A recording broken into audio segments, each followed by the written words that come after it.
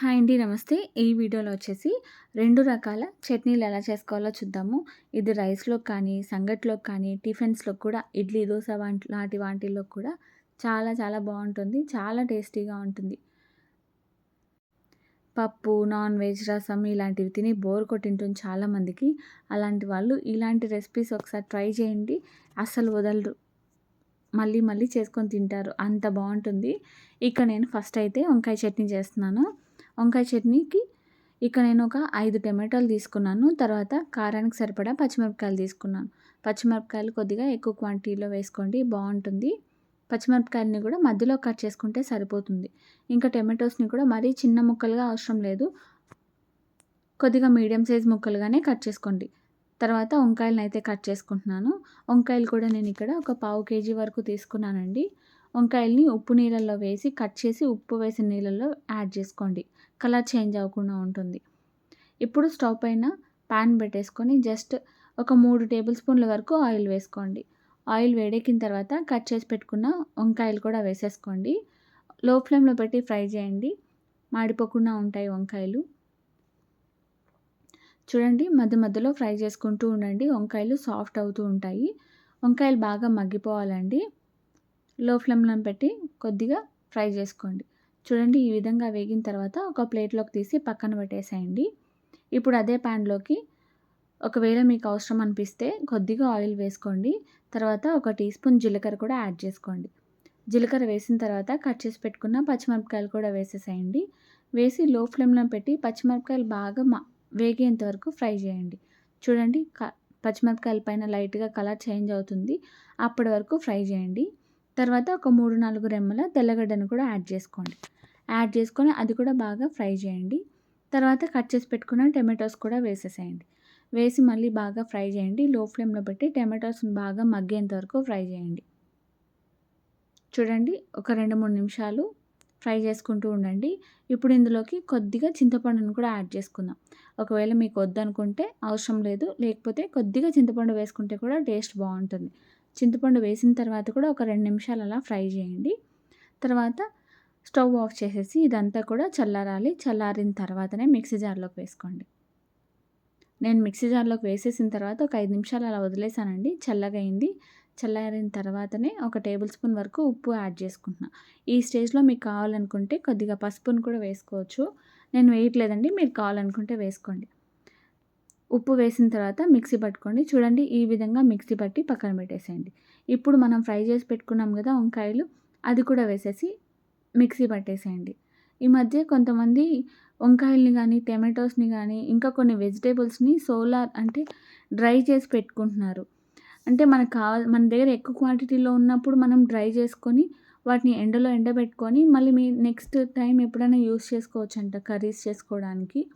దాని గురించి నాకు పూర్తిగా తెలియలేదు. తెలిసిన తర్వాత ఖచ్చితంగా నేను కూడా తెలుసుకొని మీకు ఒక వీడియో చేస్తాను. ఎందుకంటే డ్రై చేసిన వెజిటబుల్స్ మనకి స్టోర్ చేసుకోవచ్చు. అవసరానికి బాగా యూజ్ అయితాయి గదా! ఏమన్నా వెజిటబుల్స్ లేనప్పుడు మనకి యూజ్ అయితాయి. అయితే రెసిపీలోకొచ్చేద్దాం ఇంకా. వంకాయలన్నీ కూడా మనకి బాగా మిక్సీ పట్టేసుకొని, ఇప్పుడు తాలింపు పెట్టుకుందాము. స్టవ్ పైన పాన్ పెట్టేసుకొని, ఆయిల్ కొద్దిగా ఒక 2, 3 టేబుల్ స్పూన్లు వేసుకోండి. తర్వాత ఆవాలు, జీలకర్ర, పచ్చిశనగపప్పు, తెల్లగడ్డ, కరివేపాకు, ఇంకా ఎండుమిర్చి వేసి మనం మిక్సీ పట్టిన చట్నీలోకి ఆ పోపునంతా వేసేసుకుందాం. అంతే అండి. వేసేసుకొని పక్కన పెట్టేసుకుందాము. వంకాయ చట్నీ అయితే రెడీ అయిపోయింది. ఇప్పుడు చింతకాయ చట్నీ చూద్దాము. చింతకాయ చట్నీ కోసం కొద్దిగా ఎక్కువ క్వాంటిటీలోనే చింతపండు కావాల్సొస్తుందండి. ఇక నేను ఒక 100 గ్రాముల వరకు చింతపండు తీసుకున్నాను. చింతపండులో సీడ్స్ కానీ, ఆ పీచు ఉంటది కదా! అదంతా కూడా నీట్‌గా తీసేసి ఒక బౌల్‌లోకి వేసుకొని 1కి 2 సార్లుగా మంచిగా వాష్ చేసుకోండి. వాష్ చేసుకున్న తర్వాత చింతపండుని అది మునిగేంత వరకు వాటర్ వేసి పక్కన పెట్టేసేయండి.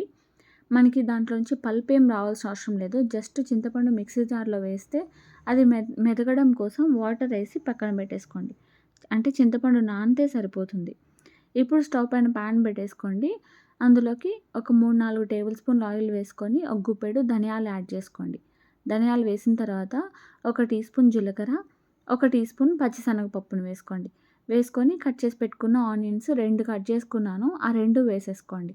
తర్వాత 3 ఎండుమిరపకాయలు, 3 పచ్చిమిరపకాయలను యాడ్ చేసుకోండి. పచ్చిమిరపకాయలు తుంచి వేసుకోండి. నేను ఆ పచ్చిమిరపకాయలకి ఘాట్లు పెట్టాను. అందుకే డైరెక్ట్‌గా వేసేసాను. మీరు తుంచి వేసుకోండి. లేకపోతే ఘాట్లు పెట్టుకొని కూడా వేసేసుకోవచ్చు. వేసుకొని తర్వాత ఒక 3 రెమ్మల తెల్లగడ్డను కూడా యాడ్ చేశాను. వేసి ఒక గుప్పెడు కరివేపాకు, తర్వాత కొద్దిగా ఎక్కువ క్వాంటిటీలో కొత్తిమీర వేశాను.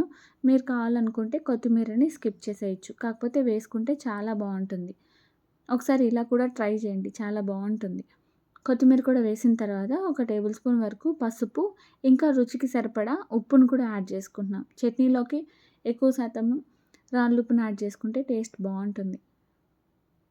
ఉప్పు వేసిన తర్వాత ఒక 5 నిమిషాలు బాగా ఫ్రై చేయండి లో ఫ్లేమ్‌లో పెట్టి. తర్వాత అదంతా కూడా చల్లారిన తర్వాత ఒక మిక్సీ జార్‌లోకి తీసుకొని మూత పెట్టేసి మిక్సీ పట్టేసుకోండి.